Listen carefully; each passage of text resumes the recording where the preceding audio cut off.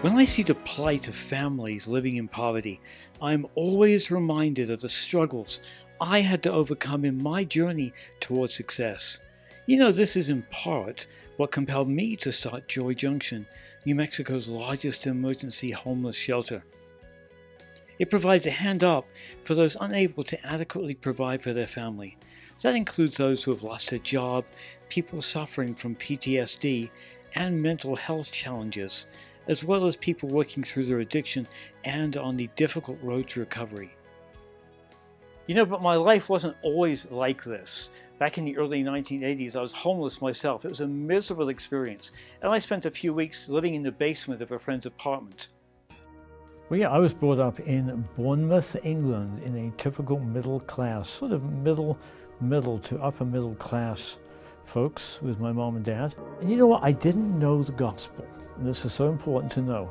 We always think that with Christian music and stores that sell books and Bibles, everybody knows the gospel.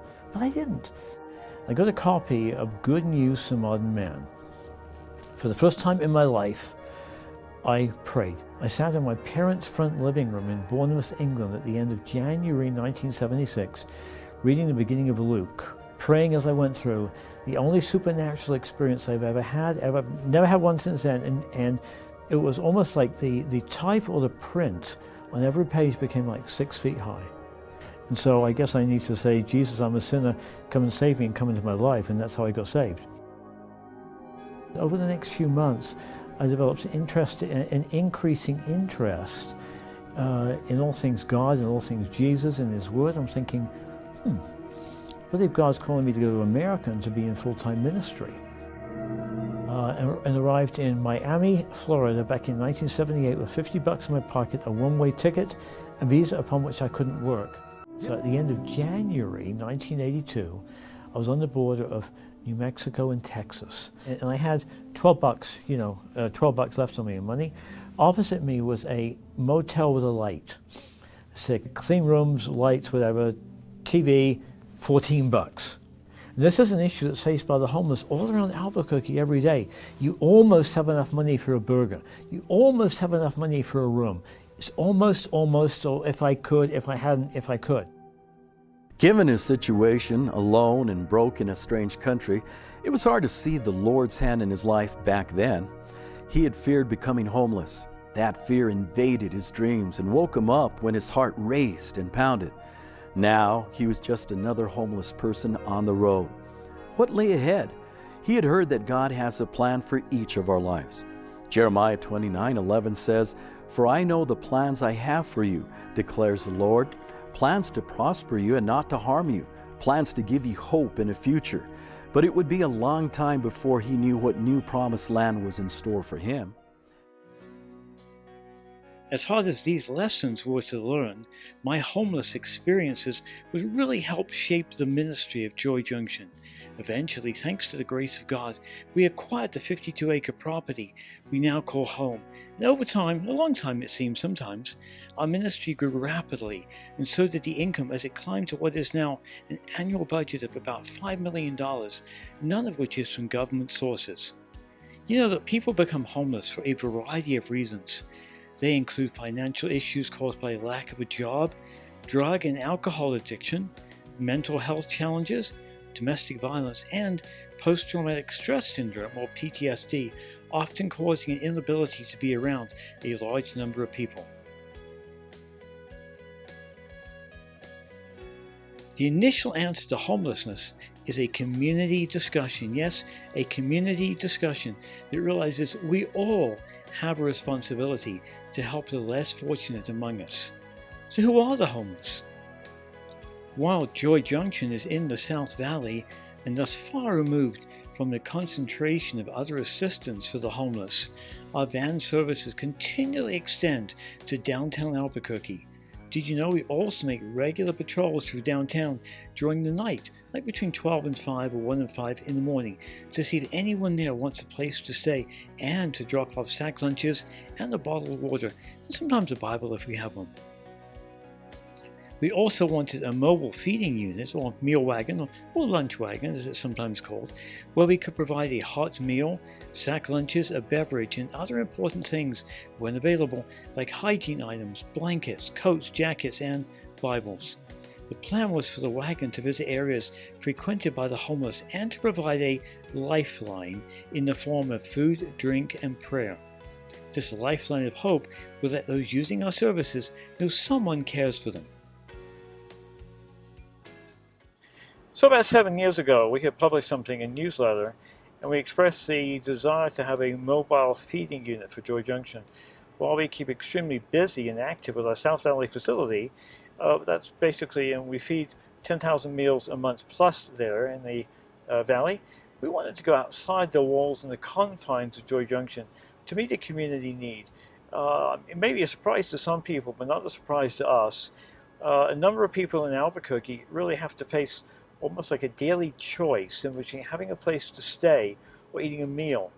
And we wanted to take away that choice, or negative choice, from them. There are, again, some people that can't stay or can't go to a mission, can't go to a meal site or a soup kitchen.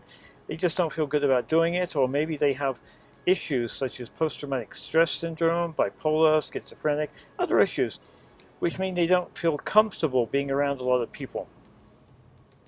So they stay in a hotel, stay in a motel, and we wanted to be able to feed some of these people, feed some of these folks, and also establish a relationship with them. So the Lifeline of Hope is out on the streets of Albuquerque for about 4 hours a day, 7 days a week, and we feed a hot meal. We're licensed by the Bernalillo County Health Department to do so. Again, we feed a hot meal, and that may range from a taco, tamale, burrito, hamburger, soup, rice, or so on, and beans for right then. And then for later, a meal that they can stow, maybe for later on that night, maybe under a bridge or in a motel room. That will be basically a cup of ramen noodles, maybe with a granola bar, or perhaps an apple, orange, or so on, snacks. And also, if we have them, we also give out personal hygiene items. We give out blankets, jackets, coats. And again, when we have them, we give out Bibles. And again, all this is basically to be what we can, to be whatsoever we can to the people in need. Rather than waiting for the need to come to us, we want to go to the need. We never want to duplicate services that are available already, but we do want to find a niche or a niche and to take care of that particular niche. And the issue of hunger in Albuquerque in particular, in New Mexico in general, shows no signs of going down. Just imagine that, for myself, if I feel hungry, I grab something to eat before going to bed. If I want a drink, I grab some tea or coffee before going to bed. Or in the morning or in the day, if we feel hungry or thirsty in the day. And some of these things that we don't think about doing. Again, if we feel hungry, we eat. Whatever our human need is, many of these human needs we take for granted, and we don't think about fulfilling them. But for the homeless, for those who live maybe in a park, under a tunnel, on the street, it becomes an entirely different matter. So folks, just think, again, if everything that we take for granted, you couldn't take for granted anymore. If when you wanted a Coke or a Pepsi or a glass of iced tea, you couldn't just go out and get it. You had to wait for somebody to come by, or you couldn't do it. Or you had to stand out in the streets and panhandle, say. It would put an entirely different perspective on the matter. And like, say, at night, we rely on the comfort, or we look forward to the comfort of a nice warm bed, a mattress, and we look forward to being safe. But just picture if you had to sleep on the streets and maybe without a blanket or without a mat. Again, when we have them, we give out blankets and sleeping bags and so on. So again, there's a number of facets to our outreach. Again, and the Lifeline is the very first part. We're making sure that the homeless on the streets are doing our best to make sure that the homeless on the streets not only stay safe, but stay alive.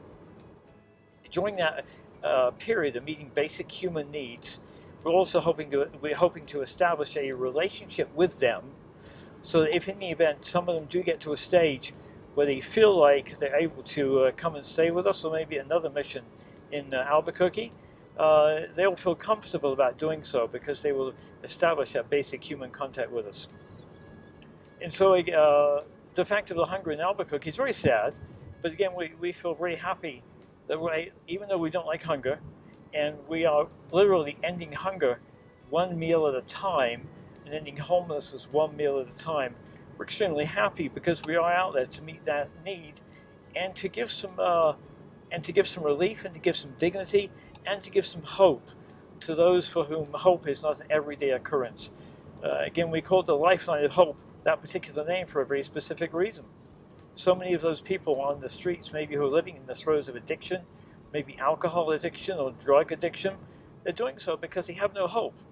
I had a guy text me the other day or write me, and he said addiction is a choice. I couldn't believe what I was reading. I'm only thinking, dude, addiction is a choice? Try telling that to the addicts who are out there, that addiction is a choice.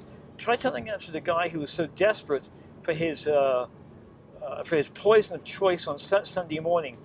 He mixes a particularly potent malt beer and mixes that beer with mouthwash and liquor, because he can't wait for the bar, for the packaged liquor store to open. And you're telling him addiction is a choice. Addiction is not a choice. And basically what happens, maybe the first drink is a choice. Maybe the first hit is a choice. Maybe the first injection of heroin is a choice. You think, and people do that. Yes, is it a sin? Is it bad? For sure. But who am I to judge him? I never would. Because people turn to excess use of alcohol, or turn to usage, of illegal drugs, or turn to overusage of prescription meds to dull the pain, to dull the misery, and to dull the hell that is their lives. So I feel very uncomfortable with people judging them. But then after one or two hits, after 2 or 3 or 6 too many drinks, then it turns into an addiction. And believe me, addiction is not a choice. And I believe our task, our job as members of the Albuquerque community, and as a mission, as an agency, a church that takes care of the needy, is to bring some hope and to bring some dignity back into these suffering lives. And literally, out on the lifeline of hope, to be a lifeline of hope to those who need a smidgen of hope. Food, a handshake, a smile, just achieving contact with your eyes can mean all the difference, literally, for some people between life and death. We're headed east now, towards the East Mountains. We're going to a local park on Lomas and Eubank, frequented by the homeless. It is the only park in Albuquerque, as far as I know, that has an open container policy, where literally you can take an open container of alcohol, not a bottle, but a can, maybe a beer. And because of that, some of the homeless like to hang out there, and it is a regular stop for the Lifeline of Hope also. It has been for some time. And again, a number of the homeless hang out there, but we feed literally all the way east to Tramway and Central, and back behind us on the west to the West Mesa. Every Monday, or all of our stops, or most of our stops, we do 7 days a week, I believe, except for the Pajarito Mesa, of course, on the west, which we only go out there one time a week on Mondays. The Pajarito Mesa stop is very rewarding also because we feed a number of children as they come off the school bus. But again, all over Albuquerque, east to west, west to east, and of course a number of points between, also up and down Route 66, we feed to a number of the low-income people living in the low-rent motels. Of course, when you think of a motel, you think of stuff like toilet paper, hygiene items, shampoo, conditioner, but if they're still the same as they were, most of the hotels frequented by Lifeline of Hope clients, if you were to get the items we think of as taken for granted in a motel, like shampoo and conditioner, these are not provided. In fact, from a few years ago, I noticed 1 or 2 of the motels even made toilet paper an extra. So literally just think you get maybe a rate of $30 or $40 a night, but it doesn't include some of the items we don't even think twice of. If we were to go and check into a motel, well, for me, if there was no coffee, I'd complain also, but if there was no toilet paper, no shampoo, we just think, well, what's wrong with the hotel? But these motels do serve a need, and again, these are some of the folks that stay at these motels. These are folks that don't fit into the confines of a mission like ours, and these are folks that, for whatever reason, again, can't stay with us.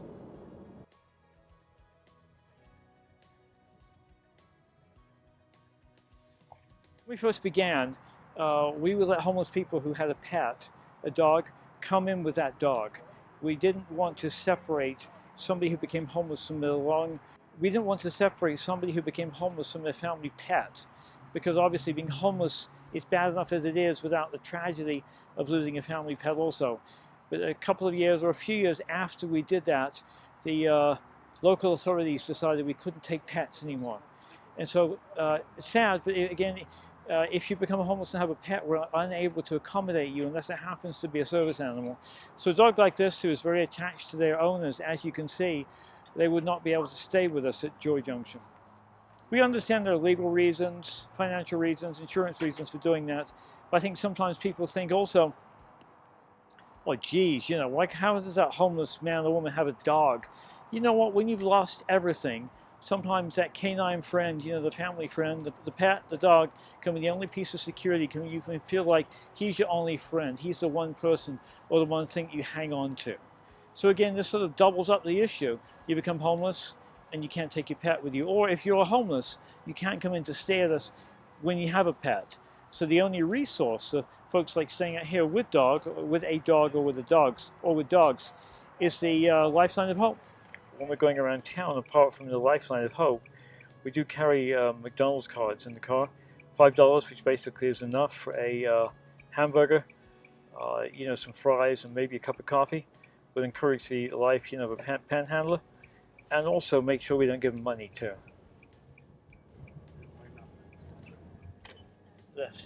Why don't we give them money? Okay, there's a reason. Obviously, I think all of our viewers will notice, the 311 signs, the blue 311 signs put up by the city of Albuquerque around town. They were meant to discourage panhandling. They haven't. In fact, the local reporter observed the fact that many of the panhandlers panhandle directly under these signs. And we like to help panhandlers because while we hope that they will quit panhandling and get regular employment for a variety of reasons, some of them can't, and we want to make sure, again, that they stay alive. We want to make relationships, because running a mission, a place for the homeless, it's all about cultivating a relationship, because some of these folks have no relationships. They've burnt bridges, and they've had bad relationships. People have taken advantage of them. But some of them are in the throes of addiction, and we feel comfortable.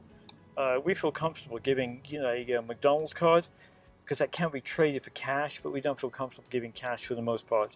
Again, that McDonald's card of $5 increments will enable them again to get a hamburger, fries, a cup of coffee, and literally we feel responsible. We feel it's a godly thing to do. We feel it's a societally ethical thing, a responsible thing to do also.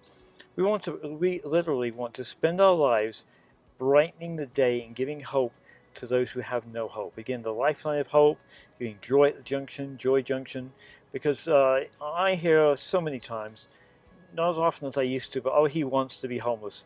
Literally, nobody wants to be homeless. They may feel, once they have sunk down to that level, they may feel a total inability to get off the streets and back on their feet again.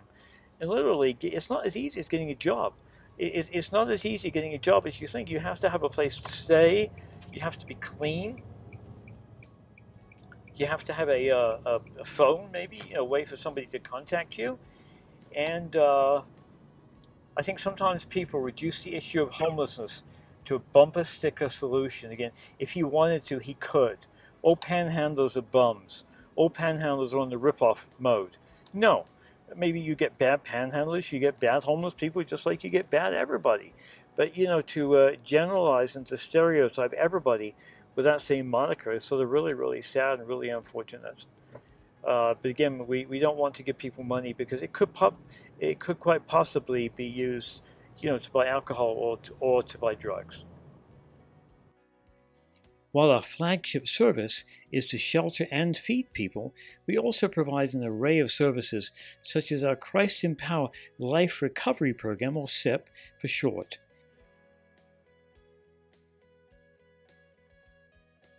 SIP participants are taught the skills they need to re-enter and succeed in the workplace. Sometimes that's not quite as easy as you may think. They learn, for example, anger management, healthy eating habits, resume writing, and a variety of important coping mechanisms. According to one graduate of the program, It has allowed us to see the Spirit of Jesus truly does exist through some human beings who have good intentions to help people who want to get their life back into focus and become reacquainted with Jesus Christ and God's blessings.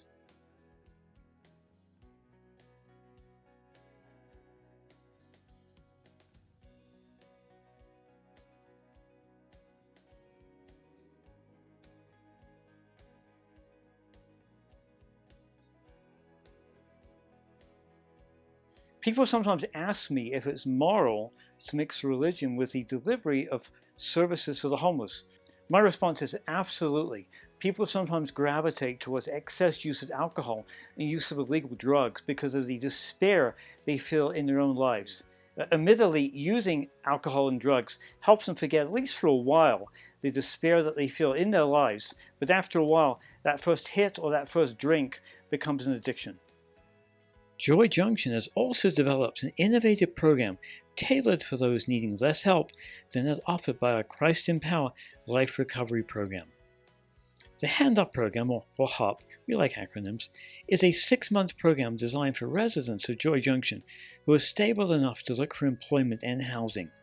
In addition to teaching participants how to actively look for employment and housing, HOP participants are required to volunteer for about 12 hours a week at Joy Junction. So you may be asking, after 30 plus years, what lies ahead? Well, the future of Joy Junction is looking bright, with numerous renovations occurring at our aging property. We recently upgraded the air conditioning at our main building, we replaced windows, we put in a new driveway also to help make visiting our facility a much less bumpy experience. A short-term goal, of course, includes an expanded kitchen. Our current facility, while fully licensed and functional, was never intended to turn out well over 16,000 meals. Just think about cooking all those meals for your family. Say over 16,000 meals monthly. Our chef and his crew do a great job preparing balanced, nutritious, and attractively presented meals. But to do even better and keep up with what we believe will be an ever-increasing demand, expanded kitchen facilities are becoming a necessity, not a want but a must. In addition, what a blessing it would be to have an expanded play area outside for the many children who take refuge at Joy Junction with their parents. As I'm sure you know, play is important for child development, and with your prayers and ongoing support, we can offer so much more to our young guests. We are also working on installing a modest apartment complex as the Lord provides the resources.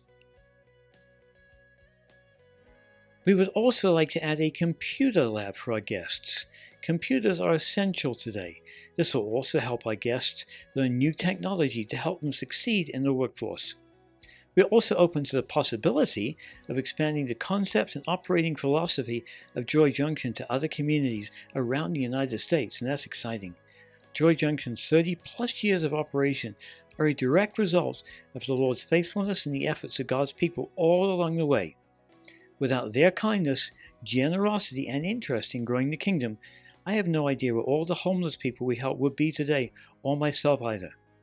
Having said that, with the Lord as my guide and my wife Elma at my side, I look forward to the next 3 decades of helping the homeless, the hungry, the disenfranchised, and the marginalized here at Joy Junction in Albuquerque. I really hope you'll consider joining us.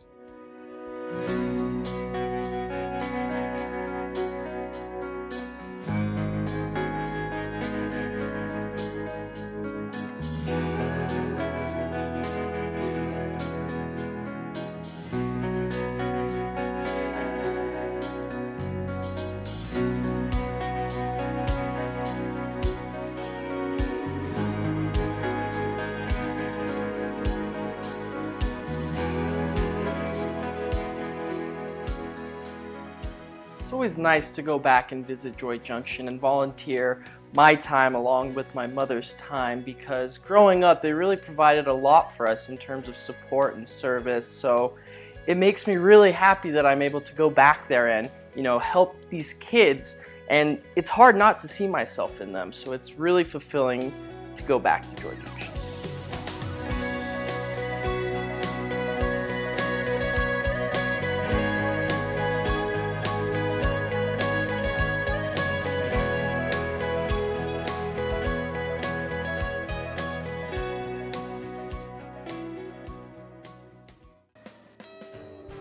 Thank you for watching. We hope you've been inspired by Jeremy and Elma's story and Joy Junction's ongoing mission to help the homeless and hungry here in Albuquerque. Joy Junction depends on your faithful support. So if this program has encouraged you to make a difference, please make a generous gift today to Joy Junction. Your donation of whatever size makes a difference.